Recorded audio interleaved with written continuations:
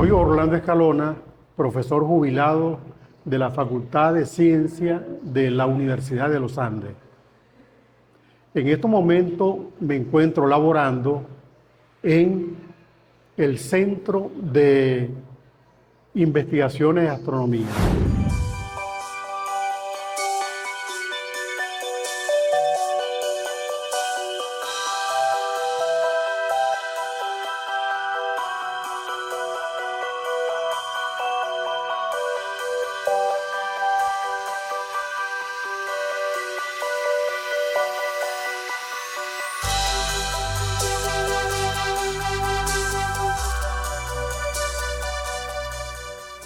Jóvenes, bienvenidos a la segunda fase de las Olimpiadas Venezolanas de Astronomía.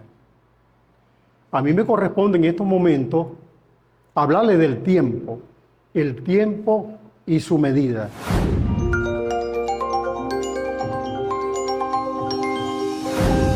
Vamos a pasearnos un poco por este concepto que se maneja mucho en astronomía. Por supuesto que en la vida cotidiana el tiempo está muy presente, pero en astronomía es fundamental.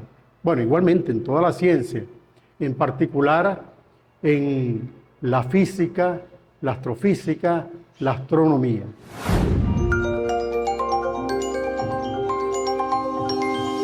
¿Qué es el tiempo? ¿Cómo se mide el tiempo? ¿Qué información me da el tiempo? La famosa pregunta de San Agustín. Si nadie me lo pregunta, lo sé. Si quiero explicarlo, ya no lo sé. Fluye el tiempo, como lo hace un río. Tuvo comienzo el tiempo. Sí, parece que sí. Según los mitos de la creación y el Big Bang, el tiempo tuvo un comienzo, como después vamos a describir. ¿Tendrá un final el tiempo? Como sugieren algunos modelos cosmológicos. ¿Es continuo el tiempo, como nos parece percibirlo? ¿O esta discontinuidad o esta continuidad es solo una elaboración de nuestra mente? Ya veremos. Por otra parte, podemos también preguntarnos, ¿se puede alterar el flujo del tiempo? Detener, revertir y viajar al pasado. ¿Podemos ir a nuestro pasado? ¿Podríamos ir a nuestro futuro? Además, tenemos que hacer la siguiente pregunta también. ¿Cuál es el origen de la flecha del tiempo y en qué se parece el tiempo de nuestra experiencia cotidiana al tiempo o los tiempos de las teorías físicas? Tenemos varios tipos de tiempo. Vamos a describirlo, ¿ve? Depende de las diferentes concepciones. Y se habla mucho de la dirección del tiempo también. ¿Realmente tiene el tiempo una determinada dirección? ¿Existe una flecha que me indica hacia dónde va el tiempo? Bueno, desde el punto de vista psicológico, por supuesto que sí. Pero nosotros somos científicos. Como científicos, necesariamente tenemos que optar por las cantidades, por las medidas, de modo que el tiempo, desde el punto de vista científico, físico, astrofísico, el tiempo tiene otra connotación. Bien, de modo que vamos a hablar del tiempo desde este contexto, del contexto científico. Existen flechas del tiempo, según los físicos. Existe una direccionalidad muy bien determinada de acuerdo a los astrofísicos. Por ejemplo, la termodinámica. De acuerdo a la termodinámica, si tenemos dos sistemas que tienen temperaturas diferentes, pues si se ponen en contacto, esos dos cuerpos llegan a el equilibrio termodinámico. Eso significa que la energía fluye en una determinada dirección espontáneamente y no en otra. Esto me indica de que hay una direccionalidad desde el punto de vista físico con respecto al tiempo. Pero también, si consideramos las radiaciones, las emisiones de ondas electromagnéticas, las emisiones de onda en general, nos damos cuenta que las ondas brotan de la fuente, pero las ondas no llegan de cualquier parte a la fuente. Las ondas que provienen del espacio alrededor de un punto no coinciden en ese punto.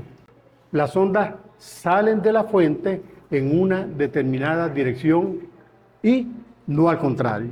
De modo que esto es una evidencia también de que hay una direccionalidad con respecto al tiempo. Por otra parte, desde el punto de vista de la gravitación, también hay evidencia a través de la formación de estructura y a través, algo más complicado, de el horizonte de los agujeros negros, de que hay una direccionalidad muy específica con respecto al tiempo. Por otra parte, finalmente, para no seguir hablando de la flecha del tiempo, pues desde el punto de vista cosmológico, solamente el hecho de la expansión del universo ya no está definiendo una dirección, ya me está indicando de que hay una dirección temporal. Bien, vamos a hacer una descripción breve de algunos connotados científicos que han manejado el concepto del tiempo y la evolución del tiempo. Uno de ellos es la concepción newtoniana del tiempo. Newton, por supuesto, lo analizó durante mucho tiempo para poder establecer la mecánica desarrollada completamente por él. Para Newton, el tiempo siempre existió y seguirá existiendo.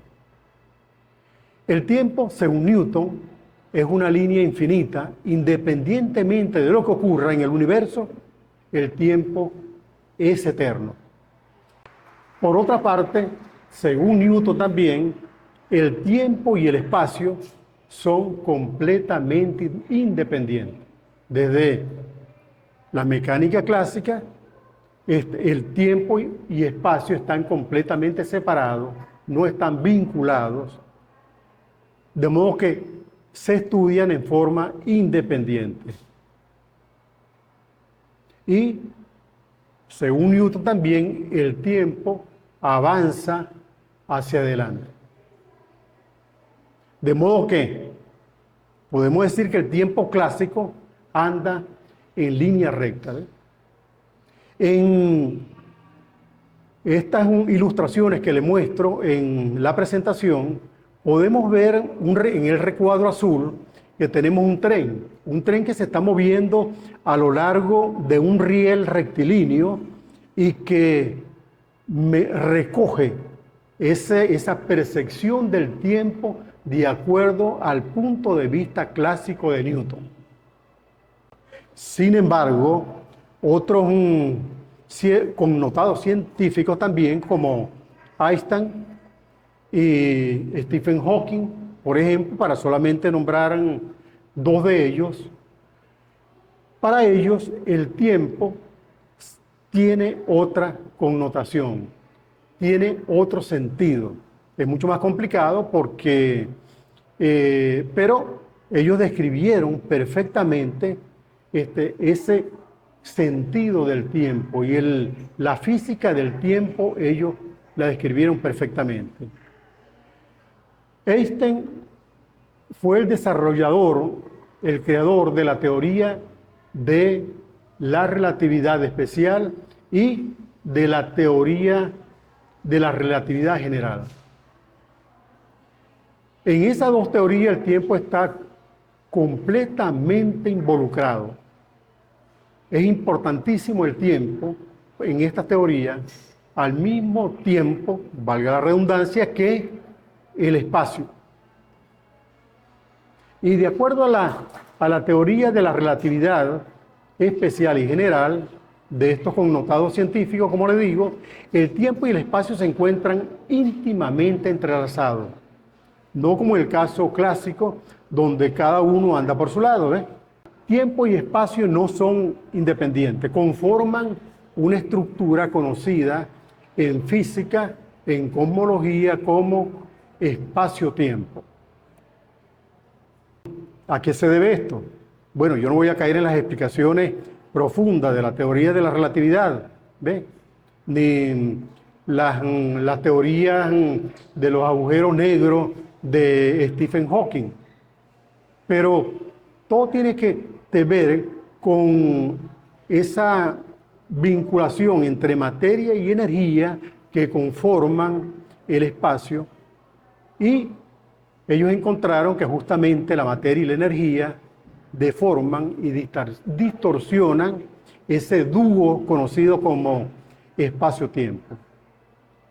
De modo que el tiempo, antes lo dijimos, preguntamos, el tiempo tuvo un comienzo, tendrá un final. Bueno, de acuerdo a Stephen Hawking, el tiempo se creó en el momento de la gran explosión. En el momento de la creación del universo, apareció el tiempo, se creó el tiempo y se creó el espacio. Pero no se crearon de manera separada, sino que se crearon conformando, como le digo, una estructura, entrelazados, ampliamente vinculados los dos. Tiempo y espacio, hoy en día, sabemos que conforman un dúo inseparable en toda la descripción de cualquier evento en el universo. Como el universo está conformado por grandes masas de materia, pues mientras mayor sea la cantidad de materia que tenemos acumulada en un espacio, pues la deformación alrededor de esa masa del tiempo y el espacio va a ser mayor. De modo que el tiempo hoy en día para los físicos es deformable, no anda en línea recta. El tiempo, podemos decir que el tiempo relativista se curva. Desde el punto de vista de la relatividad, el tiempo se curva. Desde el punto de vista de la mecánica clásica, el tiempo anda en línea recta. Ahora bien, esto es sumamente interesante porque el tiempo que yo mido puede ser completamente diferente al tiempo que mide otra persona. Mi tiempo, el tiempo que yo mido, va a ser diferente al tiempo que mide otro observador que esté montado en un sistema que se esté moviendo con respecto al mío con una determinada velocidad. Y mientras ese observador se mueva más y más rápido, mientras su velocidad con respecto a mí sea mayor, ese tiempo se va ralentizando, se va haciendo cada vez, el tiempo va a transcurrir lentamente. De modo que el tiempo es relativo. Pero no solamente el tiempo. Tenemos que tiempo y espacio están enmarcados dentro de un contexto grande de la teoría de la relatividad. Bien, hay, por supuesto, evidencia de que el tiempo tuvo un momento de creación cuando el Big Bang apareció, cuando el Big Bang empezó. El Big Bang arrancó de una singularidad de acuerdo a los modelos cosmológicos. Justo en ese momento, cuando arrancó el Big Bang, arrancó el tiempo. Y se creó el tiempo y se creó el espacio. De modo que hay muchas evidencias, de acuerdo a Hawking, de la creación del tiempo, de que el tiempo tuvo un origen, de que el tiempo tuvo un cero, ¿ve? Partió de un punto y se creó en ese punto. El espacio partió de un punto y se creó de ese punto llamado singularidad.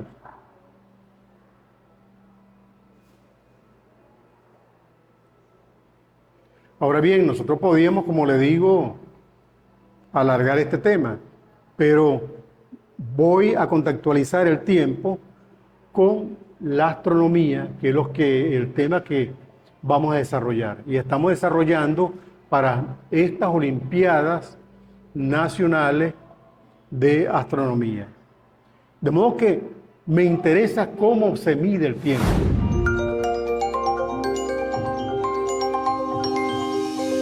¿Cómo hago yo para medir el tiempo?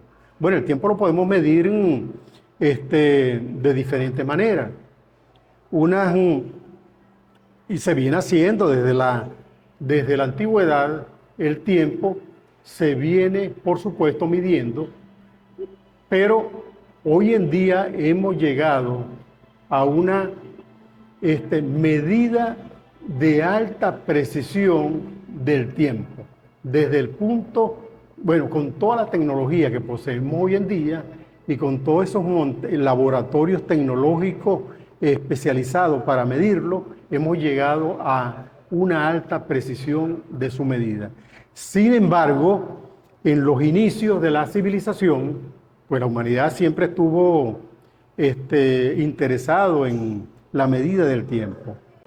Uno de los primeros instrumentos de medida del tiempo, o para seguirle la huella al tiempo, fue mediante la construcción de obeliscos. Los obeliscos son simplemente columnas verticales con una punta al final, en la parte más alta, que me permite proyectar una sombra en el piso. Todas estas civilizaciones se dieron cuenta de que esa sombra, producida justamente por el sol, pues se movía desde la mañana al mediodía y finalmente en la tarde. O sea, durante el día la sombra va cambiando de longitud y se va moviendo también, va cambiando de dirección. Observaciones más precisas, el seguimiento del sol día a día permitió darse cuenta de que esa sombra a lo largo de un tiempo largo, digamos, pues presentaba cierto movimiento, cambiaba de dirección. Eso dio lugar a la siguiente conclusión. La sombra producida por la radiación solar me sirve para seguir el paso del tiempo durante el día y durante un lapso de tiempo mucho más largo. ¿Cuánto tiempo? Bueno, se dieron cuenta de que habían sucesos, eventos repetitivos, y dos de estos eventos repetitivos periódicos que continuamente se están dando digamos, en el universo, me sirve para precisar la medida del tiempo. Uno de estos eventos es la rotación de la Tierra, el otro de los eventos es la traslación de la Tierra alrededor del Sol. Estos son dos eventos astronómicos periódicos que me permiten entonces tener una medida precisa del tiempo. Empecemos con la rotación de la Tierra. Resulta de que yo puedo perfectamente observar digamos, en una noche, observo una estrella. Y, por supuesto, las estrellas, el cielo de noche se está moviendo. Dejo que la estrella desaparezca en el horizonte, que aparezca el sol, aparece el día, el sol llega hasta el cenit, a la parte más alta, luego se pone de nuevo, se hace de noche y tengo la mismita estrella. De modo que la Tierra gira, da una vuelta en un determinado intervalo de tiempo. Bueno, ese intervalo de tiempo yo lo voy a utilizar como unidad, ¿ve?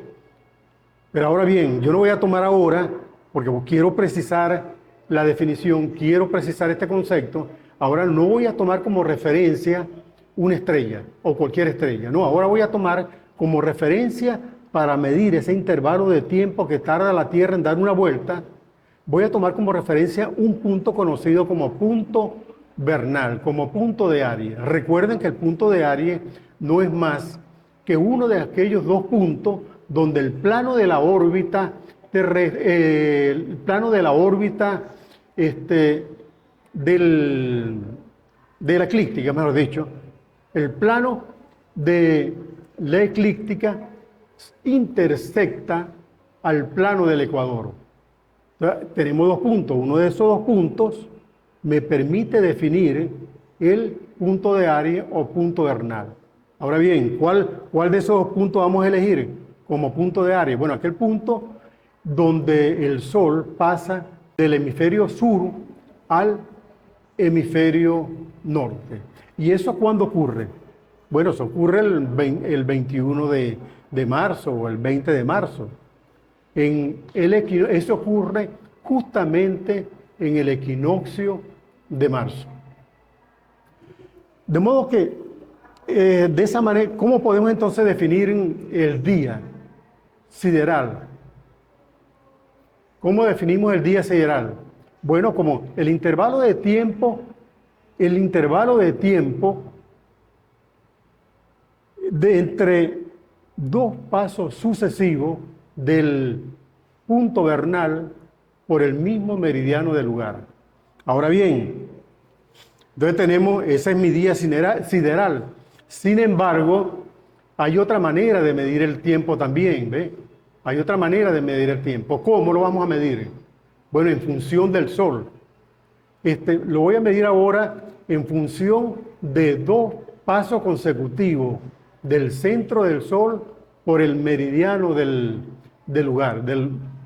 Eso perfectamente, de esa manera también yo puedo entonces medir el tiempo, pero cuando hago una comparación, cuando comparo el tiempo medido en función del punto vernal con el tiempo medido en función del centro del Sol, voy a encontrar que hay una diferencia, ¿ve? Hay una diferencia. El tiempo se viene midiendo con diferentes instrumentos desde la antigüedad. Uno de esos instrumentos también es la clepsidra, que son toda una serie de mecanismos complicados, inventados 200 años antes de Cristo, y que hasta 1300 después de Cristo todavía estuvieron funcionando perfectamente. Entonces, esa es una manera para medir el tiempo de forma continua. ¿Por qué? Porque el tiempo medido directamente con el Sol me da cambios de día al día. Yo quiero un mecanismo que me permita medir el tiempo en forma continua. Con respecto a la medida del tiempo, tomando en cuenta el Sol, tenemos que considerar lo siguiente. El Sol no se mueve uniformemente todos los días. Va cambiando porque el Sol se mueve con diferentes velocidades. Digamos, ese es el movimiento aparente diario del Sol, el que estamos considerando. Entonces, el Sol se va a mover con diferentes velocidades en el fondo del cielo. Entonces, el día solar definido de esta manera a mí no me sirve para medir el tiempo cotidiano. Entonces, tengo que definir un tiempo promedio. Al definir un tiempo promedio voy a tener un método de medida mucho más preciso para el tiempo.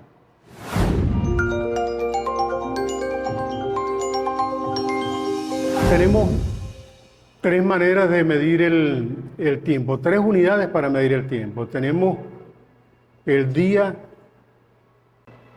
sideral, y tenemos también el día solar.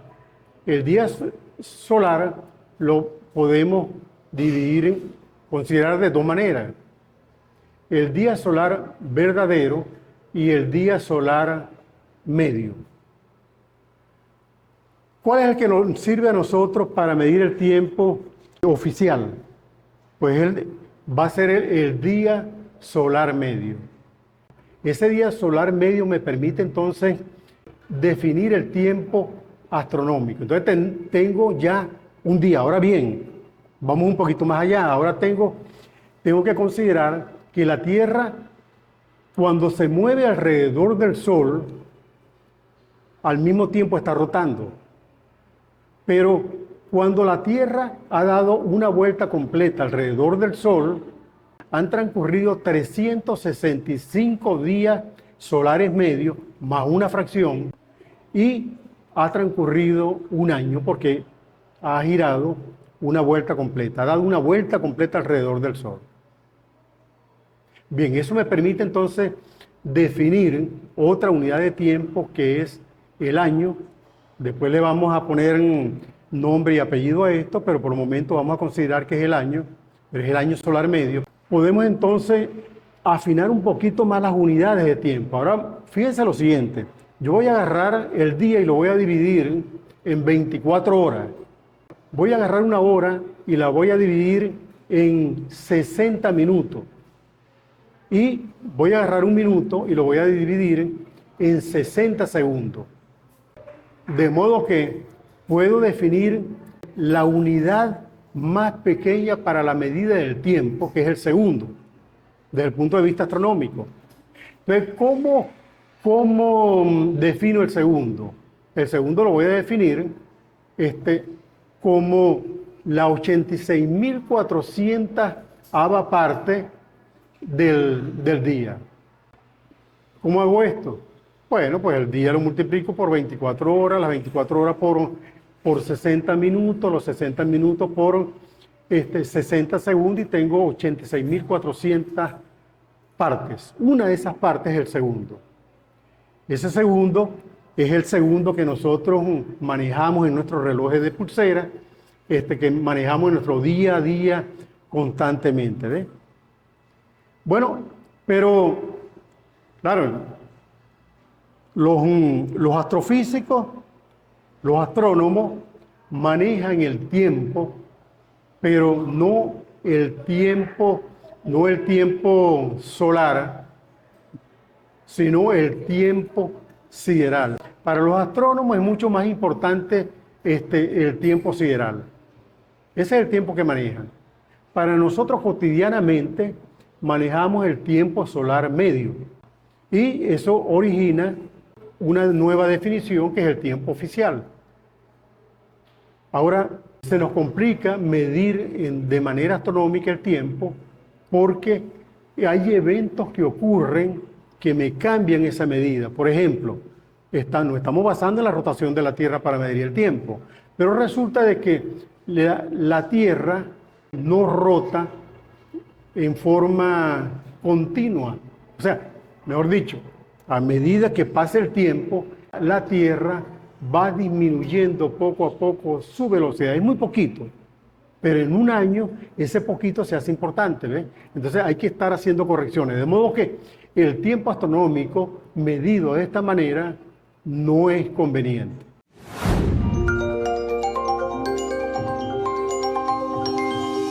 A medida que el tiempo pasa, requiere afinar su medida. Desde la antigüedad se viene midiendo con bastante precisión a partir de los eventos astronómicos. Hoy en día, la alta tecnología de la cual disponemos nos permite incrementar grandemente la precisión de su medida. Uno de los métodos que se usan hoy en día y que ha dado muy buenos resultados es mediante la incorporación de la medida a través del isótopo 133 del átomo de cesio. El átomo de cesio, como cualquier átomo, pues realizan transiciones. Tiene sus niveles energéticos y en general, cuando un átomo pasa de un nivel a otro, emite radiación. Bueno, hay una emisión muy particular en el átomo de cesio, no voy a nombrar cuál es, pero que se usa como patrón de medida para definir el segundo. De modo que el segundo no es más que la duración de 9.192.631 con 770 oscilaciones del átomo de cesio. Esta es una medida del átomo de cesio, esta es una medida de alta precisión. En el mundo hay una red de laboratorios que funcionan con este elemento particular y a nivel mundial se calibra la unidad de tiempo conocida como segundo. Y con esta definición ya el tiempo no se mide a partir de eventos astronómicos, sino que se mide mediante procesos físicos cuánticos que se generan en las transiciones atómicas del átomo de cesio. Bien, nosotros hablamos para medir el tiempo también en general de dos tipos de relojes, el reloj analógico y el reloj digital. Esto lo sabemos nosotros. En la computadora tenemos un reloj digital calibrado en función de esa definición anteriormente descrita. Y antes teníamos relojes analógicos con todo un sistema mecánico complicado, ¿no? Hoy en día todo esto se ha simplificado gracias a la tecnología electrónica.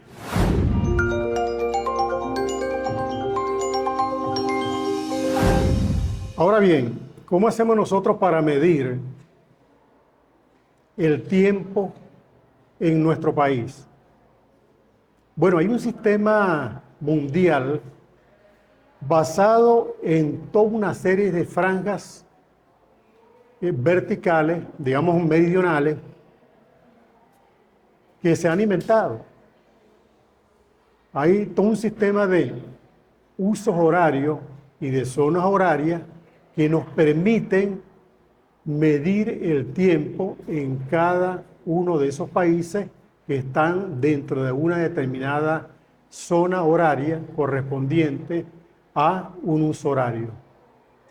En particular, nosotros aquí en el país nos regimos por el meridiano de los 60 grados que está al oeste del meridiano de Greenwich, que se utiliza como referencia. De modo que nosotros estamos a 60 grados, nuestro país está a 60 grados del meridiano de Greenwich. Ese meridiano, tomado como referencia, se vincula con un numerito. Ese numerito es el -4. ¿Qué significa esto de -4? Bueno, -4 simplemente sale porque desde 0, que es el meridiano, es la ubicación del meridiano de Greenwich, hasta 60, hay 4 horas de diferencia. Esto lo voy a explicar con detenimiento en la guía que le prometí. De modo que nosotros nos regimos por el tiempo universal coordinado y que corresponde a -4. Otros países tendrán otro numerito, un -5, un -2, un -3, positivo o negativo. Bueno, con esto doy por terminado entonces esta conferencia. Espero que les aporte algo para su formación y participación en la segunda fase de las Olimpiadas Nacionales de Astronomía.